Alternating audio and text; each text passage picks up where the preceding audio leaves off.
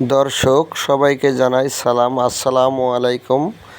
আপনারা দেখতে পাচ্ছেন আমি আপনাদেরকে দেখাচ্ছি এক এক পাল ভেড়া কিভাবে খাবার খাচ্ছে পতিত মাঠে। এবং এটা একটা ইট ভাটার জায়গা। আষাঢ় শ্রাবণ মাসে ইটের কাজ শেষ হলে এরকম জায়গা গ্রামে পড়ে থাকে। সহজে এগুলো চরানোর একটা সুন্দর একটা জায়গা।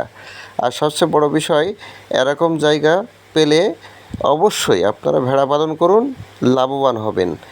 দেখুন, লাভবান হওয়ার বিশাল একটা সুযোগ।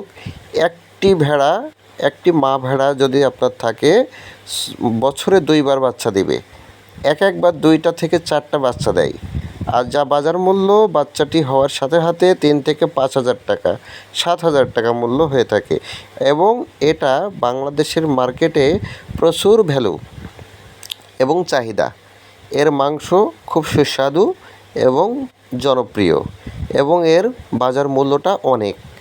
তা আমরা যে আলোচনাটা করতেছি, একটা প্রান্তিক দারিদ্র ভেড়া পালনকারী যে 5টি ভেড়া থেকে আজকে 100টি ভেড়ায় পরিণত করেছে। লক্ষ লক্ষ টাকা আয়ের তার সুযোগ হয়েছে।